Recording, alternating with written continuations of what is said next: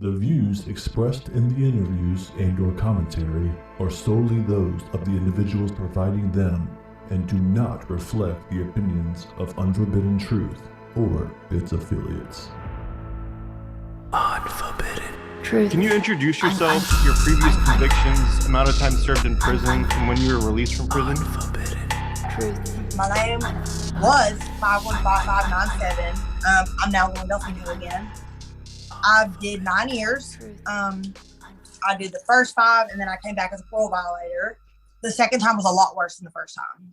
I've got an arson charge, it's meth related, obtaining drugs by fraud, identity theft, and possession with intent to open Schedule 2.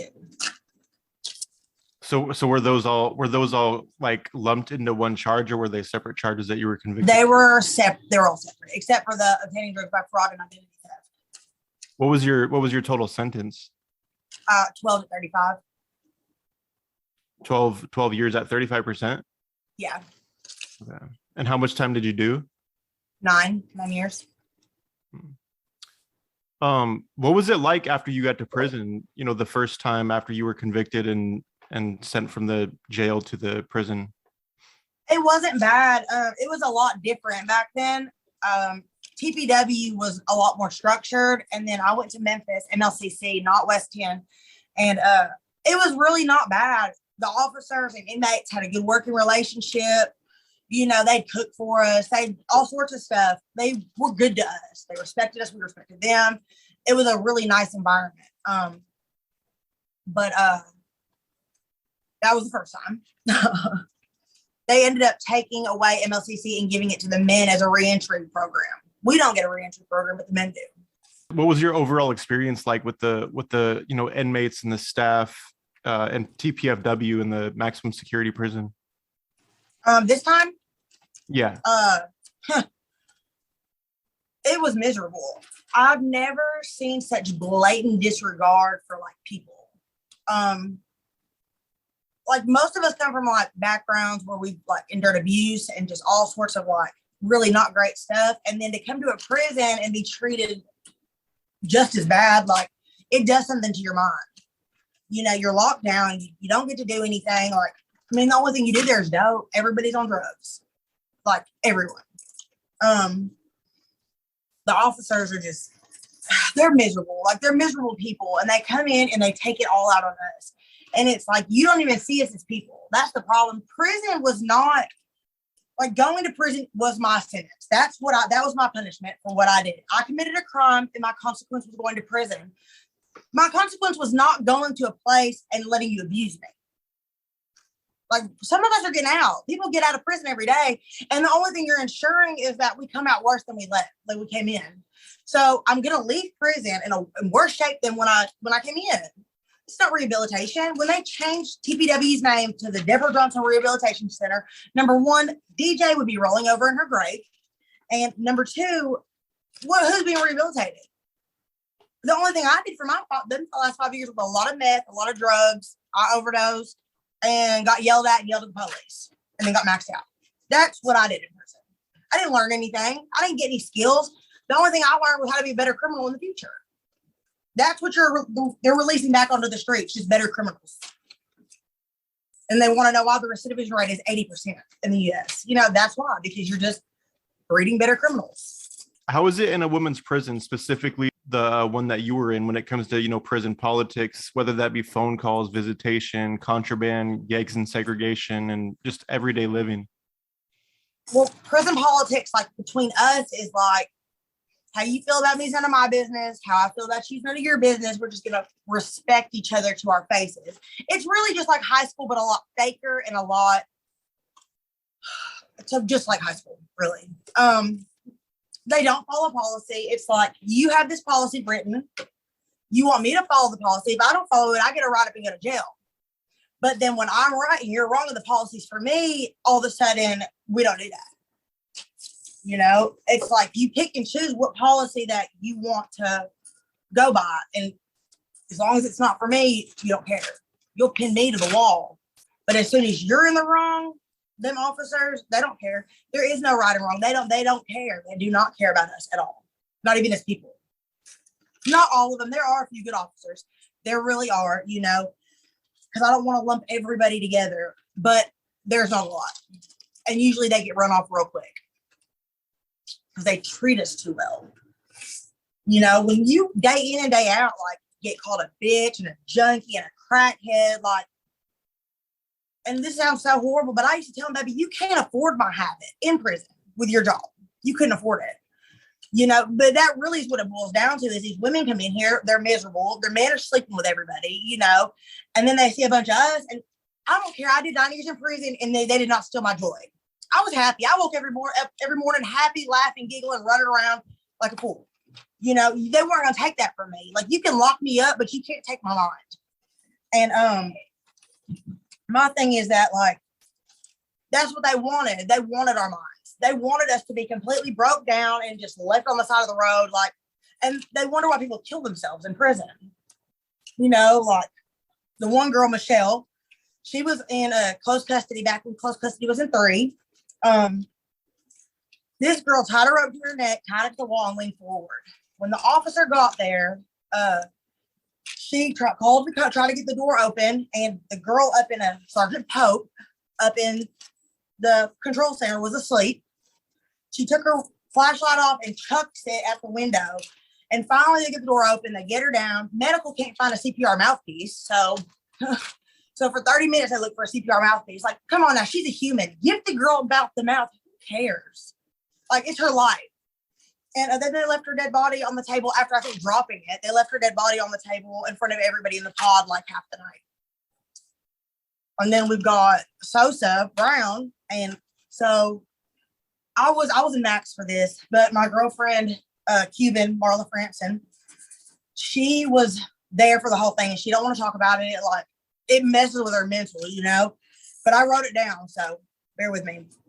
But her and her friend went to breakfast together, and then when they got back, the girl wouldn't lock down and ended up hiding in somebody's room. So when the CO when the south side officer came over to look for her, it was past count time, number 1. And at this point, like, so Sosa's room was blacked out, like the windows was blacked out, everything was blacked out. So she opens the door and turns the light on.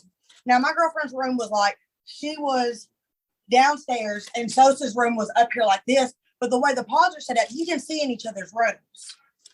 So when they opened the door up and put the light on, she saw Sosa jump off the bed with the stuff tied around her neck. The girl was not dead when they opened that door up, which is crazy. Like, so she tried to pick her up. She couldn't get off. Like, she couldn't get her up. At this point, like, I would just grab an inmate and let somebody, whoever, help me out. Come on, it's a girl's life. This isn't a joke. It's not funny. None of that. Like, it's her life. And she was a baby, and she was sweet as can be. Every time, like, she'd see me, I'd be upset. She'd walk up to me and talk me through it. And it was like, she was just a really sweet girl. Like, she didn't deserve that. So she pushed the panic button and ran out to find the CO from the north side. It took them 20 minutes to get back. I don't know. What are you doing for 20 minutes while the girl's hanging herself? She wasn't dead yet. When they got back, they tried to pick her up 3 times, kept dropping her. They finally cut her down. The Southside officer tried to give her CPR. And then when the nurses got up there, one of the nurses tried to give her CPR, and they used the defibrillator. What is it? Do you know, like, the thing that shocks you? Oh, the defibrillators. Yep, I couldn't say it. So, everybody runs up there. She said it was like a circus. Like, everybody wanted to see what was going on. Sergeant Thompson was up there laughing and joking. Like, what do you have to laugh about? This girl has just, like, she's gone. There's no coming back from that. Like, her life is over, and she's 21 years old. Like, she had a long life ahead of her. And she's up there laughing. And then Captain Henry's up there. He don't even look in the room. He's up there on his phone. So it took over an hour till the coroner came, and they left her just in her room, laying on the floor. And so everybody can see her. And then Captain Henry made the entire pod go to the gym to have fun. And if they didn't leave, they were going to get wrote up. Who can have, like, school shootings, like, when stuff like this happens, like, you bring a therapist in. You bring people in for these people to talk to, because that's a traumatic situation.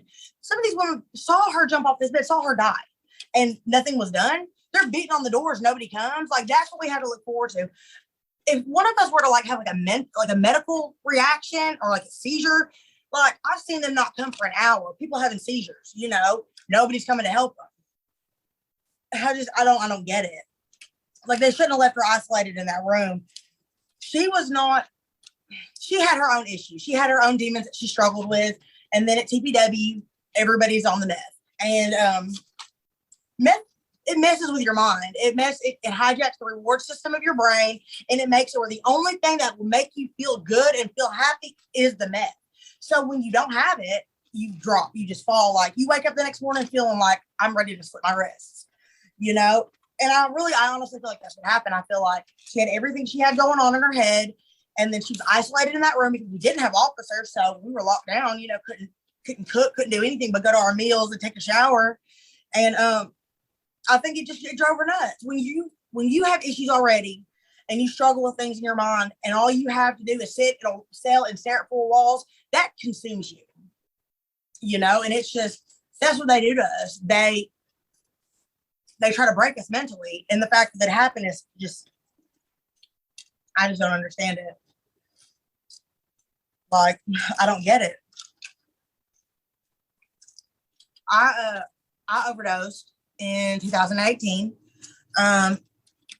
4 days before I overdosed, I went to the acting unit manager and told her, like, can I be frank with you? Like, she's like, sure. I said, I've spent $1,200 in the past 7 days on methamphetamine. If y'all don't do something, something's going to happen to me. 4 days later, the police ran to my room and I swallowed the pack, about 4 grams. They tried to give me a shot of Ativan in the infirmary. The second time I was in the infirmary for my drugs. The first time they put me down there for like a detox center. That's what it used to be, that detox center. They take me to my Harry. I don't remember any of it. Like, I thought I was there for 12 hours and I was there for 3 days. I don't remember officers were telling me about all this stuff. I don't remember any of it. I remember coming back to, and I'm back in the prison. I ended up having seg days to do because they found some dope. So I was in there I was supposed to do 15 days. 5 days in, I started losing it. Like I just was bad. And I slit my wrists. Got 41 stitches, you know, but the thing about it is I went to them and I told them I need help. Barlow was told, he was made aware, and he said I'd be fine. So yes, I'm a drug addict. I made the decision to get high. I did that. I'm not blaming my addiction, anything on anybody but myself. When I get high, I make that choice to get high. However, if I come to you and I tell you and I ask you for help and you do nothing, and it almost cost me my life, yes, that is my responsibility, but it's also now yours, especially since I'm a ward of the state. I am your responsibility. I can't have sex with people. That's PREA. You know, I can't do all these things because I'm a ward of the state, but then when it's no longer convenient for you, it's now a problem. Like, y'all didn't care about my drug use. I walked around that prison twisted. Everybody knew I was high. They knew we were all high. I mean, girls walking around looking like Holocaust survivors. This big. You know, nobody's sleeping. They try to run in. They can't because we're away, waiting for them. You know, and it's like, you didn't care about our drug use and the fact that I walked around here sideways, upside down, and twisted when it wasn't bothering you. You didn't care until I made it a problem for you. That's when it all hit the fan. You know, and then Crystal Clark, she overdosed in 2018 in July, and they locked us down. I mean, I don't understand what it's going to take. What is it going to take for the people, anybody, to care about anything that goes on or anything that goes on with us? Or like, we're people's kids, mothers, sisters. Like, we're really not different than anybody else. We just got caught doing something illegal. I promise to God, most people these days, like, if you've driven the car intoxicated or on medicine, you could have been in prison yourself. It's like people don't realize how easy it is to end up in that situation. And that's what sucks is people don't see us as people. They see us as like criminals. They don't relate to us like that. And it's just like, it's sad because most of the women are they're broken and they've been abused and they're just no self-worth or self-esteem. And they've been told they're nothing and they'll never be anything. And they're not good for anything. Like that's what we've been told our entire lives, just to come to a place where that's how we're treated. Which all of that does is reinforce the idea that we're worthless. I mean, what do you And then they're what they want to do is just lock you up and seg and throw away the key. So it's like, I'm already mentally not right. I'm already struggling. So you're going to put me in a room by myself and isolate me. And then because we're criminals and we think shit up and we need to get stuff passed back and forth from C to B block, we take the windows out. Just take them all out, open them up, fish out the windows. And my girlfriend was back there and her window fell out. It was snowing. Her window fell out. Said they'd left her in that cell with no window for 5 days. She wasn't fishing out the window. She really wasn't doing anything. Like, she had stuff like packed in there so the cold didn't get in. And she was just moving some stuff around and the whole window fell out. They left in there for 5 days with no window in the cell. Like, it's just like that. Like, I've been left in a cell with water.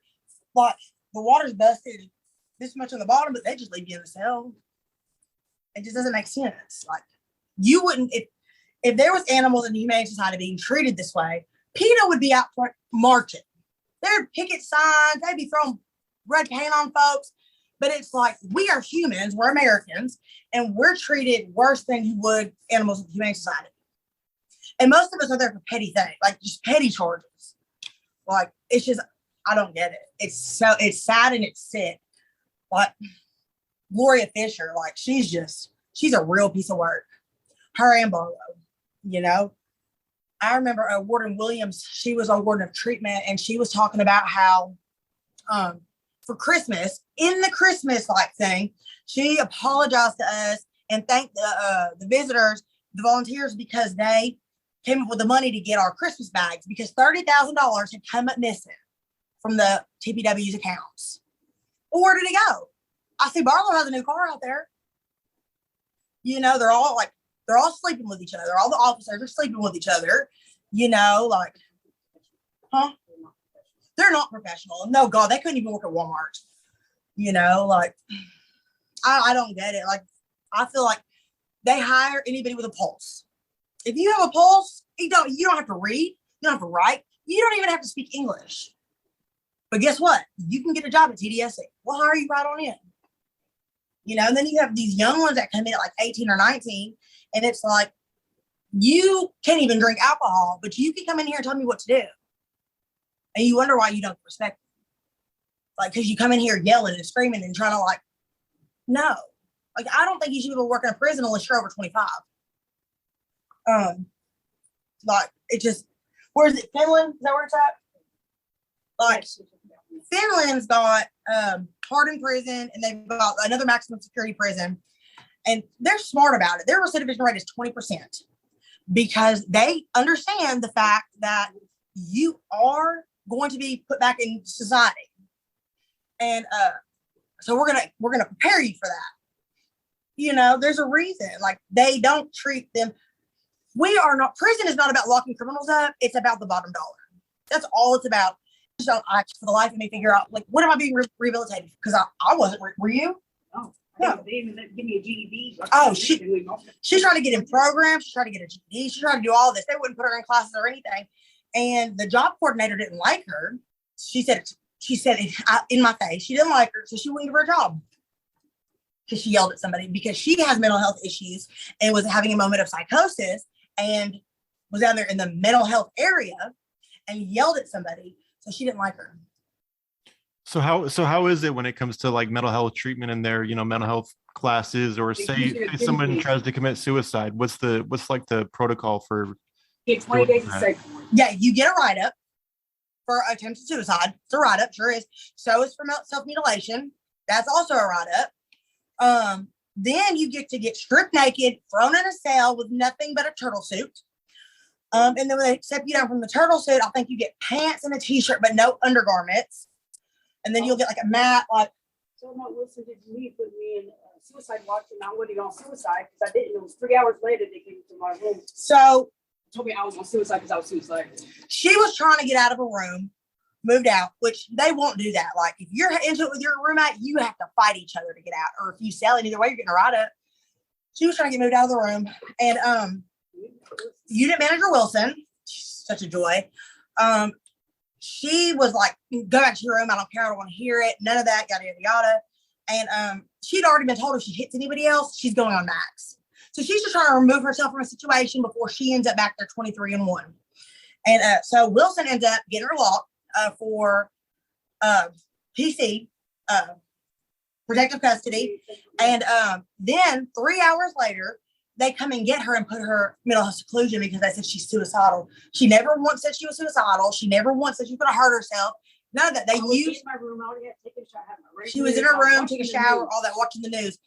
Like, you knew that she had tried to commit suicide in the past. What year was that?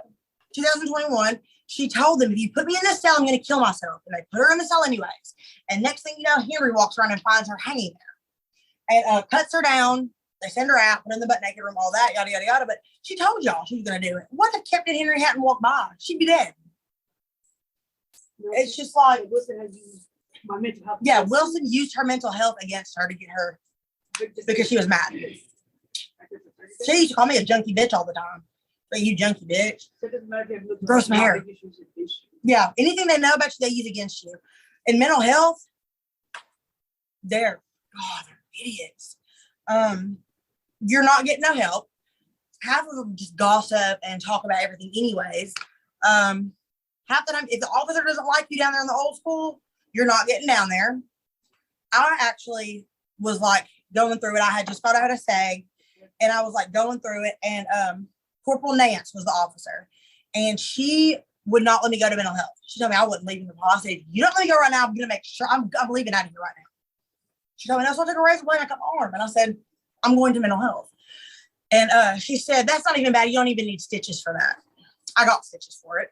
But nothing was done about it. I told this lady I needed help. Nobody wanted to help me. And then y'all want to get mad at me for doing what I had to get out that room. You don't understand what it's like to be trapped in a room until you're trapped in a room and can't get out. Like it does something to your mind. Like she can't go out in public anymore. She has a hard time being around people, like severe social anxiety. It's called like post-prison. It's post something. It's when you get out of prison, there's a disorder for it. But she can't even have like a life because of like what it did mentally to her.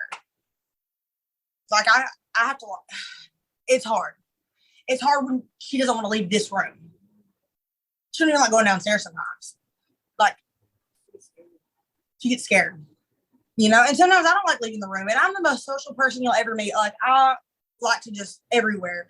I'm super extroverted. I'm super friendly. Like I don't meet strangers, but it's all potential friends. But when push comes to shove, sometimes I don't even want to leave the room either because I'm used to it. I did my last 6 months on max for something that I didn't even do. And then Sergeant Thompson's the one that put me on max. And she told me, she said, she come to my door after she maxed me out, talking about, bitch, when you gonna kill yourself, I want to watch. You ain't nothing but a crack-headed hoe. Your mama's a crack-headed hoe. Your baby's a crack-headed hoe. And I grieved her and nothing happened.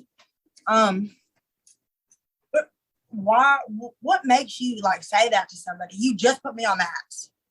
My mind's not right anyways. And then you're gonna come down here and ask me what I'm gonna kill myself? Like she's miserable. She's a piece of shit. She's just one of the most just inside. She's so ugly. Like I've just seen her do some things to people that it's disgusting to me. Like it's pathetically sad that the criminals, bottom of the barrel, all of us, liars, thieves, junkies, whatever, like we are more respectful and treat each other with more kindness than we get from the people that are supposed to be taking care of us. Yeah, we have more respect for each other than they will ever have for each other or them or us. They don't even like each other. So when something like that happens, is a grievance the highest you can take it? Like if it doesn't go anywhere, can you do anything besides that? You can grieve it all the way up to the commissioner, but like half the time it gets lost or it doesn't make it or whatever. Nobody cares. I don't even know if the state of Tennessee knows what's going on. I know that when Tony Parker got on that TV talking about when Crystal Clark overdosed and said that only 5% of the prison was on drugs, all I could do was go,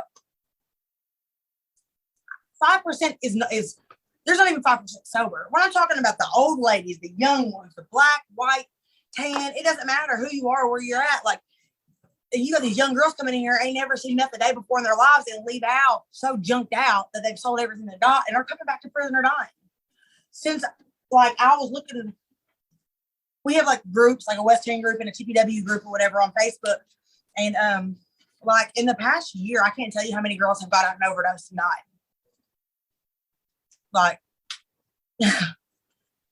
you're just breeding disorder. You know, in the 70s, I think it was, like criminologists like said that all juvenile facilities should be shut down and no more adult prisons should be built. That all they did was breed like chaos. All it did was just make you more of a criminal. I mean, it was said in the 70s it didn't work. And now all these years later, we've got over 2 million people in prison. And then you're giving people like a life sentence should be 25 years. I don't care how you put it. Finland, their life sentence is 23 or 21, I think. What do you gain from locking somebody up for the rest of their life, especially children? Like, what? For what? Because I promise if it was you on the other side of that, you wouldn't want to do all that time. It's amazing to me, the insanity and ignorance of our government. Yeah, I think there's definitely some truth behind that. And, you know, of course, there's select instances where people should never get out of prison. Say somebody goes and shoots up a school and kills, say, 20 people or whatever. I agree. You know, but yeah, they definitely need to revamp, you know, life sentences, especially for juveniles. I know that they've been working on that past decade or so. Should do more than 15 years. So I know you said you spoke a little bit about your experience with the mental health staff in there, you know, and whatnot, but are there any other experiences that you can remember having that were either positive or negative for that matter? I'll say this. Yeah, I've got some positive memories. We had an officer named Biddix. She was a sergeant up there in Unit 2. And she was something like a big deal. She was the officer. She did her job. She was consistent all the way across the board, but she cared. That was my mama Biddix. She's retired. I still speak to her to this day. I love her to death. There's officers that I still speak to this day because they were not like the rest. IA, Tidwell. When I tell you, he picked me up and set me on my feet when I couldn't do it for myself. And like, he was an all around, he was just good and respectful. And he saw us as people. I remember one time after I overdosed, talking to him on the front porch of the MDR, the chow hall, and him telling me that we just needed love. We just needed to be loved. And if we could be loved and respected and all that, we probably wouldn't do half the things we do. And I was like, that's probably the realest thing anybody's ever said. Like, but him as IA could see that the way we are treated breeds the addiction. Like, it fuels it. What do you expect? You have a bunch of drug addicts who are treated like dirt, and then we do drugs. Oh my God, what? But he's a really good one. And then you got like Miss Morris. She works in Unit 3. Well, no, she's in visitation now, I think. A doll, you know. And then but most of the good ones are like gone. They get rid of them. You know, Hearn, she was a bitch. But she was consistent. She ran Unit 2. Her and Biddix were the only ones that's ever run Unit 2 right. And it wasn't chaotic. It wasn't just anything. You know, she did the moves. She was a good one, and she's gone. And then Thompson said whatever to the warden, who I'm pretty 99% sure she's sleeping with, Barlow. And she's not even allowed on the premises anymore. Hearn's not. But that's so much. That's a whole soap opera in itself, the officers. Who else do I really just Miss Goodman, she's a good one. She's a good one. She's going over D-board now, I think. There's a lot of good experiences that I've had with some of them officers there, you know, because they're not all bad people. You can't just group everybody together and be like, they're all shit, you know?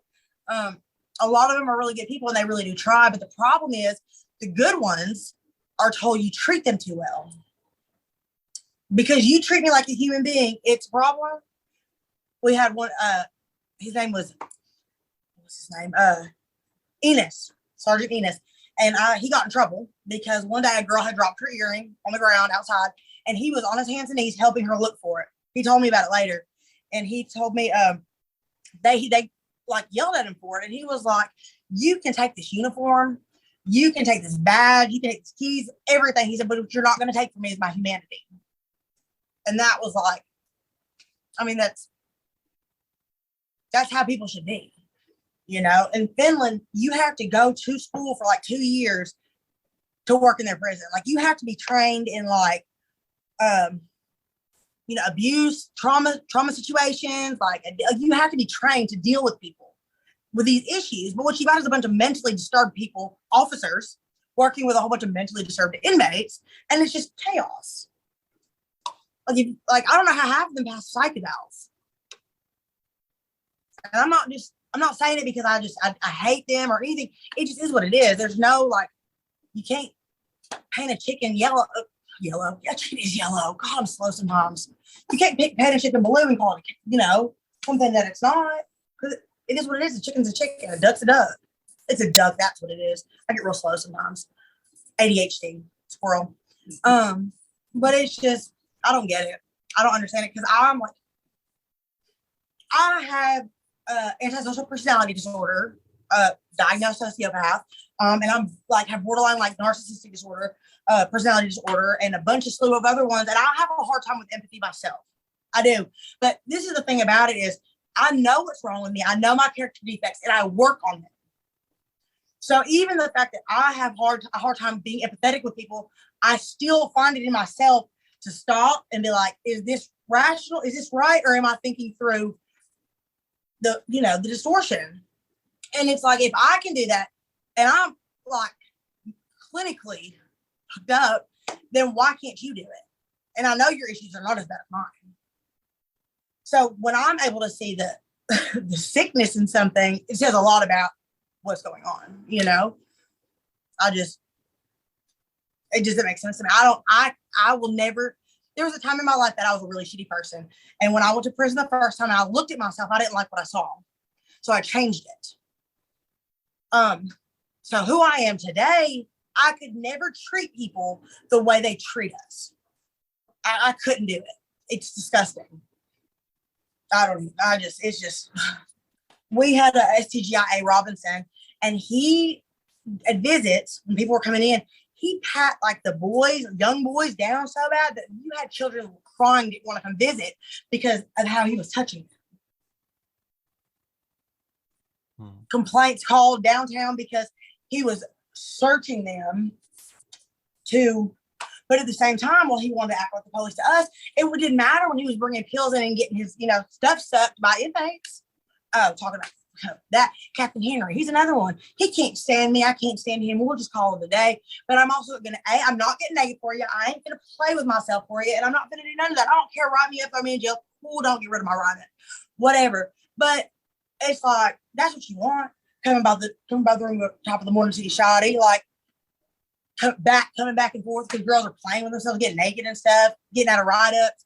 Like, that is abuse. At the end of the day, like, I don't care that is a peeping Tom, and it's abuse. You are using your authority and your power and the fact that you can throw write-ups out for sexual, favors.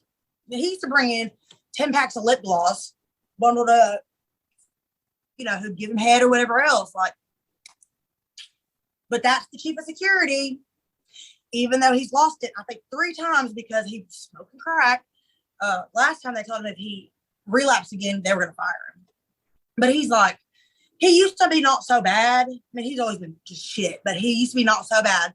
But now it's just like, he's so burnt out, he needs to retire. Like, the job has done him in. He needs to just go because he is not any kind of, it's not a good fit anymore for most of them. Like the mail situation, we got Patterson in the mail room, and intake was great. I loved her to death. She can be a bitch, but I mean, me and her had a good relationship because of some of the things that I went through that she was there for. But like my friend told me the other day, I called downtown about it today, but they're not getting mail for like up to a month. A month later, policy states 24 hours, but it's delivered. They need it 24 hours later, but you're waiting 2-3 weeks. Talking about you can only have 14 pictures now. Nowhere in policy does it say that. It does not say any kind of amount. It just says we're allowed to have pictures. What's the problem with us getting pictures of our families and our kids? Like, why are you trying to block it? Because you don't want to do your job. That's why, because you don't want to go through all that mail. That's the problem. It's not about anything other than y'all don't want to work.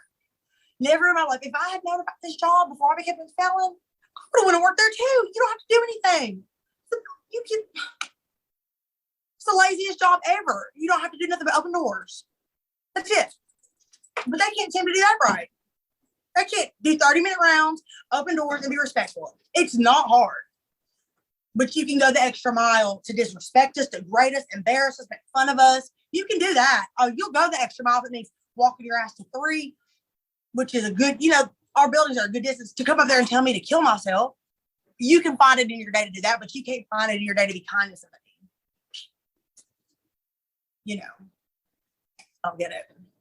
All I know is what got me through was telling myself that whatever life that they're living outside of here that makes them act that way, I could have nothing but feel bad for them. That's what I feel for them. It's not hatred. It's not any of that. I feel pity. I feel pity that you have to come in here and beat a whole bunch of women that are already down just to make yourself feel better. Because I don't. I wake up happy every morning. Prison, not in prison, whatever. I'm going to be happy because that's the choice that I made. I'm going to be happy, and you can't take it from me. And they can't stand that because they're miserable. So when you were finally released from prison, how did you feel upon getting out the second time? The second time was a lot harder than the first time. I did my last 6 months on max, which is 23 and 1. I really didn't go to rec. You get to shower 3 times a week. So I really was locked in a cell for the last 6 months of my prison stay. I got out and went to Target with my mom and my granny and my little girl and ended up having to leave and come home. I couldn't handle it. It was chaos. There was people everywhere. They were all staring at me. I mean, they probably weren't, but I felt like they were. It took, how long do you think it took? How long do you think it took before I stopped being so? When the social anxiety and stuff got better. I still have it a little bit, but it's not as severe. I can go out and stuff. It was about a month and a half. I couldn't work a phone. My little girl had to teach me how to use the phone. I think filters are the coolest thing ever. I can literally sit at my house looking like shit and just put a filter on and take pictures and be like, "Oh, great!"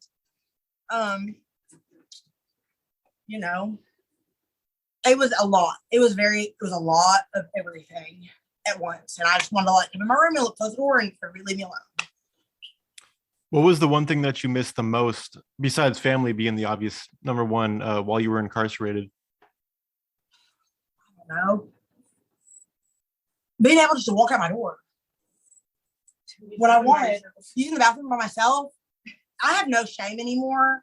I can go to the bathroom in front of anybody. I can get naked in front of anybody. Drug testing and stuff. Like, when I tell you, some of these people are like, I remember talking to someone one time with drug testing, and he told me, "Let me see in your vagina." What do you mean, let me see in it? That's Priya all day long. But you're going to lock me if I don't open it all up and show it to you. Making people get butt naked to pee test them. Like, what is the need in that? It's just, they degrade you every step of the way. That's what I miss. I miss not being degraded every day. I miss not having to wonder if I was going to end up in jail that day. If they're going to run in my room. If somebody was going to say something, I was going to snap out. Like, that's just the peace. I miss peace. What's been the hardest thing to get readjust to since being in society again? Everything. I woke up. I still do sometimes. I'll wake up sometimes and miss prison. I think it was last night I was on Google Maps looking at TPW, crying. Everybody we've talked to feels the same way. Everybody we've talked to feels the same way. The only people I hang out with out here are people I've been in prison with. Because I was in 9 years. All my friends are from prison. And the fact that's gonna make me cry, the fact that I had to walk out of there and leave people that I love in those conditions, I have my family and I'm blessed for my family, but I don't really know my family. My family, I left at TPW. The women there, and I still talk to them and they call and I do whatever they need. But it's like, I know how they're living and I know what it's like and I know how it feels. And then I have a lot of friends that have a lot of time or life sentences or just anything. And it's like, it's the hardest thing that I've ever had to do is talk to my friend who's suicidal with a life sentence. Because how do you tell somebody who very well could die in prison, please don't kill yourself because I love you, even though I was going to be free? What do you say to somebody? So at the end of the day, it's their life, and there's no quality of life in there. It's just how bad is it going to be today? And then they want to get mad about drugs, but I mean, the drugs, while they're all killing us, are the only things keeping a lot of people alive. Because it makes it not so bad. I'm high, I don't care. You know, I don't feel anything anyways. Like, it's sad. It's sad. You're just taking a whole bunch of people that have already been beaten and just kicking them even more. And then the people die. And then they are like, why did that happen? You never knew when people say things when they get out, like, I wish I could go back into the experience. Yeah, Then you never understand why they say it. She said you never understand, like, when people get out and they're like, I just want to come back until you experience it. Like, You're the safe first- out here. You're safe in there. You Yeah. know, you're getting belittled and trash talk all day long. You're safe in there. you don't have any responsibilities in there. Like, it doesn't matter. They feed you, clothe you, roof, you ain't got bills. I mean, the most you got to do is, you know, get on a website and find somebody to pay for your dope habit. My scenario, like, I had nowhere to go. So y'all didn't even prepare me to have a place to go when I got out, and I've been down for 4 years. She had nowhere to go. So And, what's a person like me going to end up? I'm going to go commit another crime so I can go back to where my home is. Yeah. JRC. You take our licenses because we owe court fees. Then you want to arrest us for driving on suspended. They gave me a paper ID leaving out. Do you know how long it took me to destroy a paper ID? Then I had to go buy a new one after paying for a paper one. They didn't do my food stamps. I did no reentry. Federal policy states that if you're a max inmate, you are to be stepped down because letting somebody go from max, especially people that have done like years back there, to just freedom is a shock to everything. I didn't get stepped down. Desiree didn't get stepped down. Tyga didn't get stepped down. Kiki didn't get stepped down. Who else I thought was max? Kiki. There was a handful of us that got out within the past year that none of us got stepped down. We just got released back into society. And it does something to you. It's like a shock. It's like jumping into like an ice cold like river. It's hard. You know, everybody that I've talked to, we all say the same thing. We miss it. We miss being safe, I guess, or just I miss the people. I think I miss the people that I left. Is my thing. It's hard. It's hard being separated from people that you've been with every day for like 9 years, and not being able to call them. And then they're depressed, so they don't want to call you. So it's like you struggle to like the whole situation is just our criminal justice system is broken. There's no justice about it. You can rape a baby and get out in 9 years and catch a dope charge and go for life. It's okay to rape babies. It's just not okay to, you know, not okay to sell drugs. It's about money. Everything is about the bottom dollar. Our entire government is based on the bottom dollar. And the way our government's going right now, it's not looking good for any of us. I want to move to Finland or even Canada at this point. Anywhere they'll take me besides here. I want to be an American in this day and age. I mean, it's you know, I don't believe, like, I'm pro-choice to an extent, but I wouldn't do it myself. But I mean, that's your right. You're a woman. It's your body. It's your right. You know, it's just like we're slowly losing everything. What are they going to take next? And what are we going to do about it? Because I don't know. You know, they want to run around talking about the Second Amendment right, but nowhere in there does it say felon can't carry guns. You made that up. You know, they wouldn't have as much crime if they just give us guns because then they could just track it all. It's not out who did what. It's just our government is ass backwards. It's all about money. It's not about any of our well-being. It's not about any of us. It's about what can we get from them. And it's not the rich ones that it affects. It's all of us. You know, it's just, I don't know. It's crazy to me. It's just, I just don't even know what to say about it.